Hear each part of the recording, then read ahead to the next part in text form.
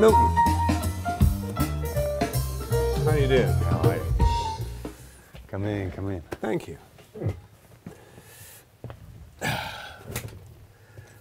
Well, I forgot what we were doing.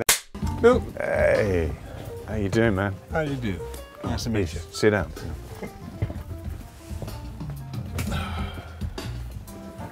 That sounds nice. Rubbish, really. Really? Yeah, we put it over. I always have the bass over on the right-hand side, just so it's closer to the door, so he leaves. He likes to get the train home early when he can. But it's nice. I mean, yeah, it's got a good feel to it. So to me, they defined the word jazz. I mean, they were the real deal. Something like that? That's perfect. Okay. That's absolutely perfect. But Milton, he's the guy that it all up. They were rubbish back then, and they're probably still rubbish now. And in this case, it was Milton. You know what? That guy. This particular track was written by Stormzy. He's a grime artist who's a big crossover now into the jazz world. Yeah, he's very well respected. He's Stormzy, or Stormy as my mum calls him. And a Waldorf salad, which were particularly hard to get hold of in the late 60s, the Waldorfs. But my dad, oh f it, my dad. Absolutely. What a f***ing giveaway. I never really got into jazz. I always seemed to prefer music that had a melody. Okay, and again, don't tap your foot at the end. So. I don't actually remember doing that. Sorry for tapping my finger. Okay. I don't actually remember doing that. Sorry for tapping my finger. Okay. And I really did hate the music. Do a couple. Excellent. Let's do another one. No, don't tap your feet though. A&M Records, they threatened to sue me if we released it, or indeed spoke of him ever coming into the studio. So that was that. Shame. Okay. God, I'm so glad I'm not an artist. I would just hate to do this. Oh, you are taking it? I am taking it, yeah. Oh, just, right, okay. Just look like you know what you're doing. All the small special things that that Milton wanted. This is let's do it again. Hell. Milton Keanes, what a pianist. Alright. Milton Keanes, what a pianist. Moving a few faded up and down and nodding, I'll be like, you know, this is, I mean, that kick drum, nothing says jazz more than that, yeah. to me anyway. Not keen on the trumpet, never liked trumpets. No? Not really, no. Never trusted the trumpet, always sounded untrustworthy as an instrument. Yeah? Even Miles Davis, I mean, you can hear that, but it doesn't sound like Miles Davis. No, it doesn't. No. Well, it's probably how he sounds now, because he's been dead 50 years.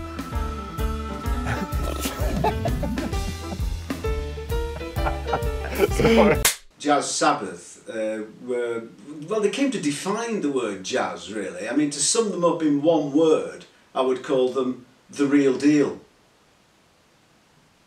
Which is intentionally 3 words. But become a huge worldwide thing, even having been taken from something quite sophisticated and made, let's be honest, pretty unsophisticated, but very powerful. How's that for the start? That's great. Oh God, Absolutely. waffle. Oh, that's brilliant. Saw Derek walking up my neighbour's driveway with his arms full of clean washing and ironing, and I came up with these chords.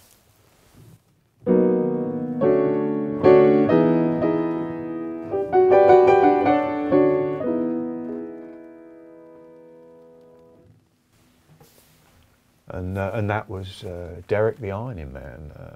It was too long, really, the title, so we changed it to... where the fuck am I going with this? And that's where it came from. Yeah, not quite the same thing, is it? Not really. Not exactly, no. No.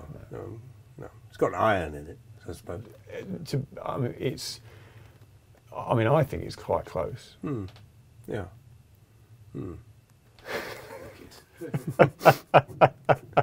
To combine, say, a John Lennon with a Kurt Cobain, but more importantly, a Chet Baker, you put all those into a blender, hit the mix button, you would get a frappe Sabbath like you could not believe. It was that good. You just want to drink it over and over and over again. And we did. We drank Sabbath frappes over and over again. That was good. Yeah, unfortunately that was... 10 more seconds. Yeah, 10 more seconds sounds about... It's like my sex life. He was a really annoying child, and even worse when he got older. No, you've got to start though.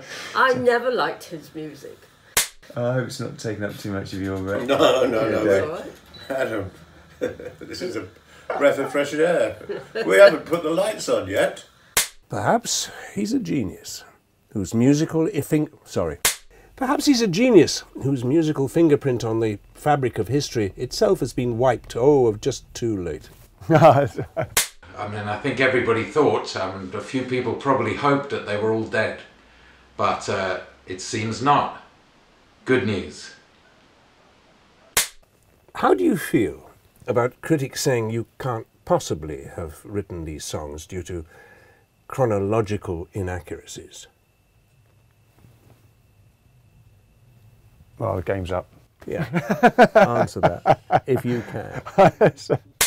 How do you feel about critics saying you can't possibly have written those songs due to chronological inaccuracies? It's a difficult one, really, because a lot of guitar players, for example, can say they've been influenced by the likes of Jimi Hendrix, for example, and he's been dead a long time.